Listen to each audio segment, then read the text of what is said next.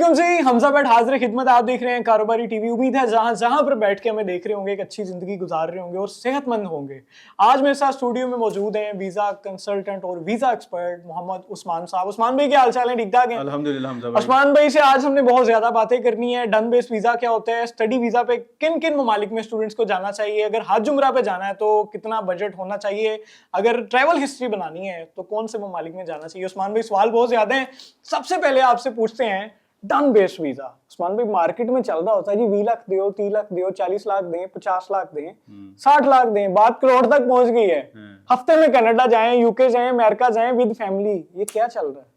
But साहब, ये done based तो या तो वीजा काउंसलर जानता है, ठीक है, या तो रब जानता है कि डन होता है क्या। अब इसमें एक बात बड़ी एग्जांपल से थोड़ा सा समझा देता हूँ कि आवाम थोड़ी जरा उससे रिलेट कर लेती है। आप अगर अपने इदारे में किसी को हायर करते हैं तो आप उसकी पहले रिक्वायरमेंट्स देखेंगे, जिस चीज़ के लिए आपको चाहिए, फिर ही आप रखेंगे। ये तो आप जो लोग यहाँ पे बेच रहे हैं मुख्तलिफ ममालिक के लिए जी कि आज इतने पैसे ले आओ, डन कर देंगे, तो वो अब समझ नहीं आती। मतलब कि कोई कंट्री अगर आपको अपनी कंट्री के लिए अलाउ करती है कि आप वीज़ा ले लें, तो वो ज़हरी बात है, आप उनके रूल्स एंड रेगुलेशंस पे पूरा उतरेंगे तो वो करेंगे ना। तो ये डन जैसी चीज़ कोई एग्जिस्ट नहीं करती। ठीक है, यहाँ पे मतलब बंदे ने जो है वो नादरा में जो है आईडी कार्ड बनाना हो तो वो जो है वो मतलब कंफर्म नहीं होता कि आप जो है वो बन जाएगा जल्दी या जो नहीं। तो ये जो लोग कह रहे होते हैं जी कि 60-70 लाख में कनाडा जाएं, तो वहाँ पे इमिग्रेशन में जब आप यूके या यूएसए के वहाँ पे जाते हैं उनके ऑफिस में, वो उनके अदारे में, तो वहाँ पे कोई लहदा से क्यू या लाइन होती है डन बेस वालों के लिए कि डन बेस वाले 60 लाख दे के इधर से कनाडा चले जाएं? नहीं नहीं नहीं नहीं नहीं बट साहब, ये जो है वो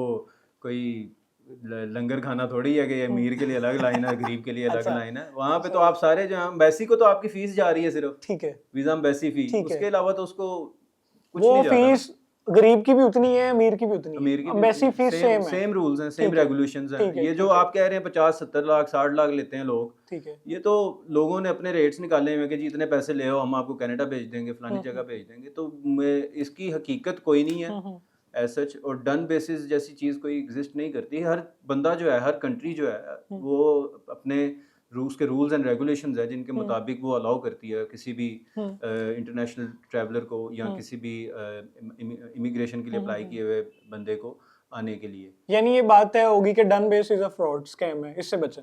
इट इज इंडीड। अगर कोई इसकी तरफ जाता है तो वो उसका जिम्मेदार खुद है, ऑब्वियसली। ठीक है। इसके बाद मेरा सवाल ये है कि एज अ पाकिस्तानी, क्योंकि आपको पता ही है माशाल्लाह हमारा पासपोर्ट सबसे नीचे से ऊपर है, ठीक है, तो एज अ पाकिस्तानी अगर आपके पास पासपोर्ट है तो वो कौन से ऐसे ममालिक है जहाँ पे आप ट्रैवल के लिए आसानी से पाकिस्तान से जा सकते हैं? पहली बात तो जो आपने की कि हमारा पासपोर्ट नीचे, इसमें हमारे जो ट्रैवलर अहबाब दोस्त जो गए हैं, ठीक है, मैं कहता हूँ कि इसमें मुल्क बुरा नहीं होता, लोग उसको जो है वो बुरा करते हैं। एग्जैक्टली। और कल मलेशिया में मैंने सुना 80 बंदे पकड़े गए हैं भीख मांगते हुए, उसमें से 77 पाकिस्तानी। अब ये देखें ना, जब आप इस तरह की चीजें करेंगे वहां पे जाके, डंकी सिस्टम एक एग्जिस्ट कर रहा है, डंकियां लगा के जाते हैं और पता नहीं क्या कुछ मामला है, और जाके वहां पे भी आप उनके लॉ के मुताबिक नहीं चल रहे हैं, तुर्की यूनान डंकी लगती है, ये वायलेशंस कर रहे हैं। और डंकी में तो अल्लाह माफ करे, इतने लोग, घरों के लोग जो हैं वो जो है लुकमा अजल हो गए हैं, जो मतलब जाते हुए अपनी जवान औलादें माओं ने खो ली हैं। तो ये सारे मामला जो हैं वो हम अपने पासपोर्ट की डी वैल्यू या पासपोर्ट की वर्थ कम करने में हमारा अपना किरदार जाता है। हम एक अच्छे सिटीजनशिप पाकिस्तान को पाकिस्तानी होने का सबूत दें और इंटरनेशनली हम किसी भी मुल्क यानी जब हम खुद नहीं सीधे होंगे, खुद नहीं अच्छे होंगे, हमारा पासपोर्ट उधर ही रहेगा। सर हर चीज जो है ना, it begins from one self. मतलब अगर आप चैरिटी करते हैं तो वो भी चैरिटी बिगिंस एट होम। कोई भी चीज जो है वो आप किसी को नहीं कह सकते कि बुरी है। इन सब हालात को देखते हुए फिर भी वो कौन से ऐसे मुल्क हैं जहाँ पे एज अ टूरिज्म पर्पस के लिए पाकिस्तानी होना, पाकिस्तानी पासपोर्ट पे आप इन कंडीशंस के होते हुए भी आसानी से जा सकते हैं? बट सब ट्रैवल के लिए जो है ना, हर एम्बेसी की मुख्तलिफ रिक्वायरमेंट्स हैं, ठीक है। उन रिक्वायरमेंट्स में आपके कुछ बेसिक डॉक्यूमेंट्स हैं जिसमें आपके वो देखते हैं कि यहाँ पे आपकी टाइज क्या है, ठीक है, आप फाइनेंशियली कितने स्ट्रॉन्ग है कि आप वहाँ पे ट्रैवल को मैनेज कर सकते हैं, और क्या आया कि आप जो हैं उनकी रिक्वायरमेंट्स पे पूरा उतरते हैं कि नहीं। अप्लाई तो हम दुनिया के किसी भी मुल्क में कर सकते हैं, ठीक है, लेकिन मसला ये है कि हमारे पास रिक्वायरमेंट्स का होना भी ज़रूरी है। एग्जैक्टली। पर मसला यहाँ पे आ जाता है जब रिक्वायरमेंट्स नहीं होती, और रिक्वायरमेंट्स ना होने की वजह से हम जा नहीं पाते, और हम फिर इस तरह के कंसल्टेंट्स के पास जाते हैं जो हमें डन बेसिस की जो है वो हरी बत्ती दिखा देते हैं और ट्रक की बत्ती के पीछे लगे रहते हैं, ठीक है। तो ये ट्रैवल के लिए आप मलेशिया जा सकते हैं, सिंगापुर जा सकते हैं, थाईलैंड जा सकते हैं। इन ममालिक में आपके वीज़ाज़ की रिक्वायरमेंट कोई ज़्यादा स्ट्रॉन्ग नहीं है, रिजिड नहीं है, ये वीज़ाज़ दे भी देते हैं, ठीक है, ठीक है, लेकिन कोशिश करें कि आप इधर जाएं तो जाके अपनी ट्रैवल हिस्ट्री बनाएं, ट्रैवल हिस्ट्री के लिए भी आपको लाजमी है कि आप फ्रीक्वेंटली ट्रैवल करते हो। ठीक है, अब यहाँ पे अमूमी तौर पे एक समझा ये जाता है कि ट्रैवल हिस्ट्री के लिए एक मैंने 4-5 मुल्कों के वीज़ास लगवाए, ठीक है, एक चक्कर लगाया वापस आ गया और मेरी ट्रैवल हिस्ट्री सही है। आप किसी भी एप्लीकेशन को खोलेंगे यूके यूएसए, उधर सवाल होता है frequent travel history, frequently travel history. वो ये नहीं पूछते कि हाउ वंस ट्रैवल हिस्ट्री, ठीक है।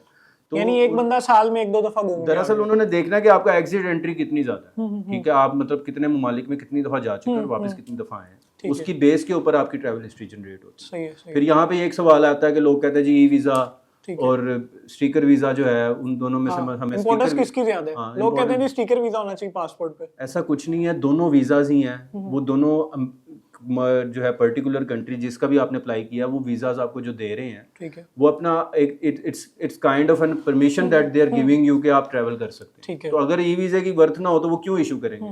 स्टैंप तो आपके पासपोर्ट पे दोनों वीजाज के जब ऊपर जब ट्रैवल करेंगे तो एग्जिट एंट्री की लगनी है, तो ट्रैवल भी आपने दोनों पे कर लेना। तो फर्क क्या है इसमें? मतलब फर्क सिर्फ ये है कि वो स्टिकर जो है वो आपके पासपोर्ट पे लग जाता है और ये जो होता है ई वीजा जो होता है एक पेपर फॉर्म में होता है। तो दोनों की वर्थ सेम है, डिपेंडेंसी ज्यादा जो है वो इसके ऊपर है कि आपकी फ्रीक्वेंसी कितनी है ट्रैवलिंग की, आप ट्रैवल कितनी दफा कर चुके हैं। ठीक है, आप जैसा कि जो है स्टडी को भी डील कर रहे होते हैं, स्टडी वीजा को भी देखते हैं, तो जो मेरे भाई हैं जिन्होंने 2 साल वाला बैचलर्स किया होता है, ठीक है, मेरे अपने बड़े दोस्त हैं, ऑफिस में भी हैं काफी कोलीग, उन्होंने भी किया होता है, तो वो जहाँ पे भी जाते हैं उनको ये समझा जाता है कि जो 2 साल वाली डिग्री है, एडीपी स्पेशल जिसको बोला जाता है, एसोसिएट डिग्री प्रोग्राम, इंटर के बाद एफए के बाद लोग करते हैं जी।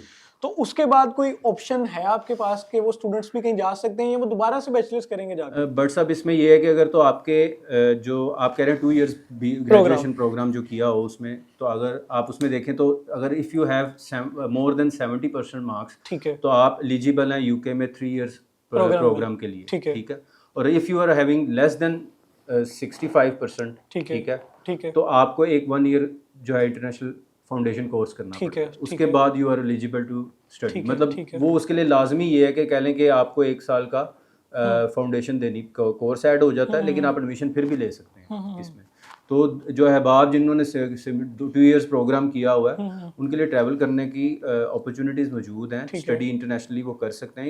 इसी से जुड़ा हुआ सवाल इंटर वाले बच्चों का भी है, वो भी ये समझते हैं कि आप जो है इंटर किसी ने किया तो वो ट्रैवल नहीं कर सकता, तो इसमें भी कोई इस तरह की चीज नहीं। 1 ईयर फाउंडेशन, यानी आप इस तरह के स्टूडेंट्स को डील कर रहे हैं? जी बिल्कुल कर रहे हैं, इनको 1 ईयर फाउंडेशन लगती है, रूल्स हैं, रेगुलेशंस हैं जो हमें प्रोवाइड किए गए हैं। तो वो मेरे बहन भाई जिन्होंने बीएस किया हुआ, स्पेशली मुझे मैसेज भी आ रहे होते हैं कि बीएस जो हमने 2 साल वाली डिग्री की हुई है, एसोसिएट डिग्री प्रोग्राम, तो नीचे विज ट्रैवल के, क्योंकि उस्मान भाई सीयू हैं, तो विज एजुकेशन को ये डील करते हैं, सीयू हैं विज एजुकेशन के, तो नीचे इनकी एड्रेस और नंबर वगैरह डिटेल सारी होंगी, आप इनसे कांटेक्ट कर सकते हैं। अच्छा उस्मान भी मुझे ये बताएं कि कुछ सुनने में आता है कि जी आइल्स की रिक्वायरमेंट नहीं होती यूनिवर्सिटी में अगर आप कोई स्टडी अब्रॉड के लिए वीज़ा अप्लाई करते हैं, कि अब सबके लिए जो है आइल्स का होना ज़रूरी है, और आइल्स करना ज़रूरी है कि जो और भी जो टोफल वगैरह या और कोर्सेज हो गए लैंग्वेज के होते हैं वो भी किए जा सकते हैं? देखें ये तो डिपेंड करता है ना कि आप किस यूनिवर्सिटी में एडमिशन ले रहे हैं। आइल्स या लैंग्वेज कोर्सेज और भी मुख्तलिफ हैं, जो ऐसे आपने टोफल का जिक्र किया, पीटी है और भी हैं, ये सारे जो है यूनिवर्सिटी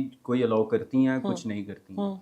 अब लोग अमूमी तौर पे कहते हैं हमारी आइल्स से जान छुड़ा दें और हमारा एडमिशन हो जाए। एक बात है कि आप किसी भी मुल्क में जा रहे हैं, वहाँ की ज़ुबान है, मतलब मैं यहाँ से उठ के जाऊँगा और जाके मैं जो हूँ, अगर मुझे इंग्लिश नहीं आती और मैं जाके उधर किसी गोरे को कहना सुना की हाल है, तो उसे नहीं समझ आनी। ऐसा ही तो मुझे थोड़ी बहुत इंग्लिश तो लैंग्वेज भी तो आनी चाहिए। एजुकेशन सिस्टम भी उनका ऐसा है कि मुझे वहाँ पे जो है इंग्लिश के ऊपर अबूर हासिल होगा तो मैं एजुकेशन को हासिल कर सकूंगा। तो उसके लिए ये कोर्सेज जो हैं ये बड़े मतलब कोई एडवांस बहुत ज़्यादा नहीं होते, ये करना एक तरह का ज़रूरी भी है और इनके लिए बेहतर भी है, ताकि आप ज़ाहिर बात है जब किस मुल्क में जाएंगे तो वहाँ के लैंग्वेज को इक्विप्ड हो सकें, वहाँ पे कम्युनिकेट कर सकें। और यूनिवर्सिटीज में ने भी इसीलिए रखा हुआ है, रास्ते ज्यादा आपके लिए ओपन हो जाए, ज्यादा डोर्स ओपन। और यूनिवर्सिटीज ने भी इसीलिए रखा हुआ है कि लैंग्वेज एक बेसिक चीज है कम्युनिकेशन की, तो वो लैंग्वेज अगर किसी को अंडरस्टैंड होगी तो वो उनके कोर्सेज को पढ़ सकेगा। तो ये आइल्स और ये सारे करना जरूरी है, लेकिन डिपेंड करता है कि मुख्तलिफ कोर्सेज हैं, आइल्स कर लें, पीटी कर लें, और भी बहुत हैं, तो depending on the requirement of the university ये चलता है सारा। हर बंदे की ख्वाहिश होती है वो पढ़ाई के लिए ओवरसीज जाए, बाहर जाए, अब्रॉड जाए,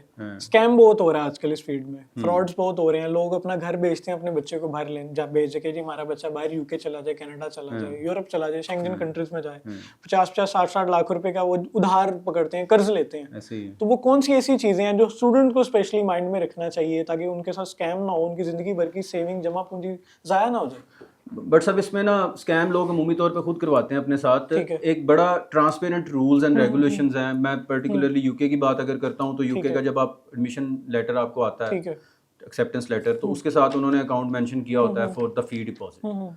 अगर तो आपको कोई कंसल्टेंट ये कह रहा है जी कि ये मेरा XYZ अकाउंट है, इसमें मुझे आप पैसे लगवा दें, तो ना लगवाएं। आपको यूनिवर्सिटी के ऑफिशियल अकाउंट में लगवाएं जिस यूनिवर्सिटी के लिए आपने एडमिशन अप्लाई किया है, ताकि आपकी मनी भी सिक्योर हो। और आपको मतलब ये नहीं है कि अब ऑब्वियस है ना कि मैं किसी यूनिवर्सिटी के लिए दाखिला लिया मैंने, अगर मैं अप्लाई कर रहा हूँ तो मुझे उस यूनिवर्सिटी को फीस जमा करवानी है, ना कि मेरे कंसल्टेंट को बशीर के मेरा जो है वो उसमें जो है वो एडमिशन करवा देगा। तो यूनिवर्सिटी के अंदर करवाने से ये है कि एक तो आपकी मनी सिक्योर है, अमाउंट जो आप करवा रहे हैं, और एक वो लेजिटिमेट और ऑथेंटिक वे में जा रही है। उसके लिए बैंक ट्रांसफर्स हैं, वेस्टर्न यूनियन है, मगर करवानी आपने उसी में है अकाउंट में जो यूनिवर्सिटी जो आपको बोले। और यूनिवर्सिटी जब लेटर भेजती है उसके साथ उन्होंने मेंशन किया होता है फॉर इसमें पैसे जमा करवाएं। हाँ, अकाउंट उनका ऑफिशियल अकाउंट वो सिक्योर काम होता है, वो सेव होता है, वो सिक्योर है, क्योंकि वो इन केस आपका वीजा रिजेक्शन हो जाता है तो you can get your fee refunded that I didn't get the visa. ठीक है। तो इसमें कोशिश यही करें कि किसी थर्ड पार्टी को पैसे ना पकड़ाएं। यानी इन सिंपल वर्ड, अगर आपका एडमिशन हो जाता है और आपको कोई कंसल्टेंट भी इवन कह रहा है कि जी 60 लाख 70 लाख मुझे दे दें जी, चले जाएं, आपको एडमिशन हो जाएगा, तो आपने जो कंसल्टेंट की फीस है वो उसको पे करनी है, जो वो चार्जेस हैं, और फीस आप बैंक जो यूनिवर्सिटी का अकाउंट है उसमें जमा करें, उसी में करवाएं। तो फिर आप सिक्योर रहेंगे, आपको मसला नहीं होगा। और स्टूडेंट को क्या सजेस्ट करेंगे कि वो क्या प्रिपरेशंस करें, क्या तैयारी करें जाने से पहले, ताकि उनको वीजे में जो है वो मुश्किलात ना हो, आसानी से जो है वो स्टडी वीजा जो आपके, क्योंकि डेली बेसिस पे मसले मसाइल देखते होंगे स्टूडेंट्स के, तो स्टूडेंट्स को क्या रिकमेंड करेंगे जो सोच रहे हैं और तैयारी में है किसी तरह वो स्टडी के लिए बाहर चले जाएं? पहला तो ये है कि अपना डिसाइड करें कि हम किस फील्ड में जाना चाह रहे हैं, उसके बारे में स्टडी करें कि कौन कौन से इदारे उसके कोर्सेज ऑफर कर रहे हैं, फिर जिस मुल्क में वो जाना चाहते हैं उसके बारे में, उसके कल्चर। यहाँ पे ये बड़ा देखा जाता है कि आगे कहते हैं जी जिधर मर्जी भेज दो, जहाँ पे आपको लगे हमारा वीजा लग सकता है, तो ये गलत बात चीज नहीं है मेरा ख्याल है। ये दरअसल ना हम करते ही एजुकेशन को इस वजह से है कि आप ये नहीं कि सिर्फ बाहर जाना ही इम्पोर्टेंट है। ठीक है। हम चाहते, हमारा मकसद भी यही है कि हमारे अवाम, हमारे लोग पढ़ें, जाके बाहर इंटरनेशनल स्टडीज़ लें और पाकिस्तान को आगे सर्व करें, या पाकिस्तान का नाम मुख्तलिफ ममालिक में रोशन करें। अब ये जो पॉइंट ऑफ व्यू आपका है कि सिर्फ बाहर जाने के लिए सिर्फ वीज़ा लेना है और बाद में पता ही कोई नहीं है, तो वो फिर अब आप हवा में ही है ना सारी चीज़ें। आप जब अपने मुल्क में नहीं कुछ ग्रो कर सकते, जहाँ पे आपके कानून के मुताबिक आपको अंडरस्टैंडिंग है, आपकी फैमिली है, सारा कुछ है, तो आप इंटरनेशनली किसी भी कंट्री में जाएंगे जहाँ पे आप बिल्कुल अननोन है, एलियन है, और आपके फर्स्ट एक्सपीरियंस है, उसके कानून को समझने में ही आपको साल 5 महीने लग जाने हैं, तो वहाँ पे आप कैसे ग्रो कर सकते हैं। तो बात ये है कि अपॉर्चुनिटी जो है वो एम्बिशंस के ऊपर बेस करती है। आपने अपॉर्चुनिटी ड्राइव करनी होती है और आपका जो है मकसद होता है जिंदगी में। अब एजुकेशन अगर आप हासिल करने जाते हैं तो आपको पहले डिफाइन हो कि आपने किस फील्ड में जाना है और आपके आगे टारगेट्स क्या हैं, उसके मुताबिक अपने उस ट्रैवल प्लान यानी आप जहाँ भी जाना चाह रहे हैं आपके गोल्स रेडी हों कि यार मैं यूके जाना चाह रहा हूँ, तो आपकी पूरी रिसर्च यूके पे हो, यूके पे रिसर्च हो, साथ ये रिसर्च हो कि मैंने ये XYZ कोर्स करना है, इसके बाद मैंने ये नेक्स्ट स्टेप है और इससे मुझे ये बेनिफिट्स हो सकते हैं। बाकी प्रॉफिटेबिलिटी, पैसा आना ना आना, ये बात की बात है, लेकिन आपकी प्लान्स ऑफ एक्शन जो है वो बिल्कुल उनका तयन होना चाहिए। अच्छा उस्मान भाई, देखा ही जाता है कि यहाँ से स्टूडेंट्स जाते हैं बड़े शौक से बाहर पढ़ने जा रहे हैं, वहाँ जाके उनसे फीसिस वगैरह नहीं निकलती हैं, फैमिली वाले सपोर्ट नहीं कर पाते, उस तरह लाखों में 60-70 लाख फीस होती है, तो वो वहाँ से कोई 1-2 सेमेस्टर लगाए, मेरे ऐसे सर्कल में हैं कुछ जिनको मैं जानता हूँ, फिर वो वहाँ से गायब हो गए, यूरोप मूव कर गए, शेंगन कंट्रीज में मूव कर गए, इलीगल वहाँ पे रहने लग गए, काम कर गए। तो इस तरह की एक्टिविटीज से जो हो रहा होता है हमारे पासपोर्ट पे, हमारे पाकिस्तान के नाम पे कोई नेगेटिविटी या कोई नाम खराब हो रहा होता है? बिल्कुल हो रहा होता है, बट साहब कोई भी काम इलीगल है तो वो आपके लिए जो है उसका नेगेटिव इमेज ही जाएगी। किसी भी मुल्क के आप चले जाएं, किसी भी मुल्क में अगर आप रह रहे हैं या कहीं पे भी हैं। दूसरा ये कि जो लोग आप जिनका कह रहे हैं कि इलीगल रह रहे हैं, उन इलीगल लोग जो वो रह रहे हैं उनसे पूछें उनके हालात क्या हैं। पाकिस्तान आने को तरस जाते हैं, किसी का बाप मर गया तो उसके जनाजे पे नहीं आ सका, सिर्फ के इसलिए कि उसके पास डॉक्यूमेंट्स नहीं है। तो वो एक बजाते खुद भी एक बहुत बड़ा अलमिया है कि आप अपनी ज़ात के साथ भी ज़्यादती कर रहे हैं। तो लीगल वे में रहना, लीगल वे में आप इमिग्रेशन हासिल करें, आप लीगल वे में आप हायर स्टडीज़ के लिए जाएं, तो लीगैलिटीज़ को हमेशा फॉलो करना चाहिए, क्योंकि ये दिस इज़ समथिंग जो कि इंडिविजुअल नहीं है। आप किसी जगह पे जा रहे हैं तो आप पाकिस्तान के नुमाइंदे हैं, आप पाकिस्तान को रिप्रेजेंट कर रहे हैं। ठीक है। कोशिश करें कि आपके जो एक्शंस हैं वो ऐसे हों जो पाकिस्तान के लिए वैसे फ़ख्र हो, ना कि जो है ज़िल्लत हो। ठीक है।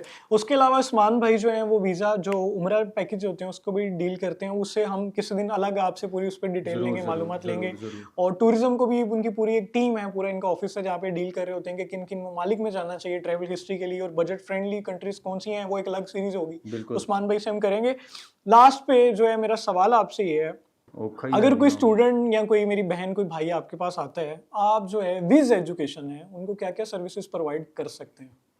जी देखें, पहले तो उनकी असेसमेंट है। ठीक है। हम दरअसल ये नहीं करते कि बच्चा आया है कोई और उसको हमने बस बाहर भेजने के पॉइंट ऑफ व्यू से आया। एक काउंसलिंग वाला काउंसलर का काम ही है कि उसने काउंसलिंग करनी है उसके लिए जो बेहतर एडमिशन्स हैं, बेहतर यूनिवर्सिटीज़ हैं, बेहतर कोर्सेज हैं, उनको उसके सामने जो है उसको बताना, उसको एजुकेट करना उसके हवाले से, फिर कंट्रीज़ के हवाले से कि उधर उसके वर्किंग आवर्स क्या होंगे, उसकी मतलब स्टडी के पीरियड क्या होगा, उसके बाद ये सारी चीज़ों को उसके सामने डिफ़ाइन करना ताकि उसको उधर जाके हर्डल्स ना पेश आएँ। फिर उसकी जो है वहाँ रिहाइश अकोमोडेशन जो है उसको मैनेज करना, ठीक है। उसके बाद उसकी कोर्सेज की फ़ीस को ट्रांसपेरेंटली उसके सामने डिफ़ाइन कर देना कि ये फ़ीसेस आपकी लगती हैं। फिर जो रिक्वायरमेंट्स हैं एम्बेसी की, हमें उन रिक्वायरमेंट्स के ऊपर उनसे डॉक्यूमेंट्स को हम रिक्वेस्ट करते हैं और उसकी बेस के ऊपर हम फिर आगे फर्दर वीज़ा प्रोसेस करवाते हैं। ठीक है। स्टडी वीज़ा के साथ साथ वर्क परमिट्स को भी डील कर रहे होते हैं आप? वर्क परमिट नहीं करे सर हम। सिर्फ स्टडी उसमें बट साहब वही आपकी बात से फ्रॉड बहुत ज़्यादा। ठीक है। और वर्क परमिट के लिए अगर आप करते भी हैं, वो बात डन बेस वाली साइड पे चला जाती है, फिर वो ठीक है। अगर किसी के पास इतनी एबिलिटी हो, पढ़ा लिखा हो, तो उसको तो कंट्रीज खुद ही ले लेती हैं। ठीक है। तो आज हमारे साथ मौजूद थे उस्मान भाई, thank you so much for your time. आज हमारे साथ स्टूडियो में मौजूद थे मोहम्मद उस्मान साहब, और माशाल्लाह यंग एंटरप्रेन्योर हैं और पिछले 6 से 7 साल से जो है ये वीज़ा कंसल्टेंट का काम कर रहे हैं और मार्केट का एक बहुत बड़ा नाम है। और थैंक यू सो मच कि आज आप हमारे स्टूडियो में तशरीफ़ लाए।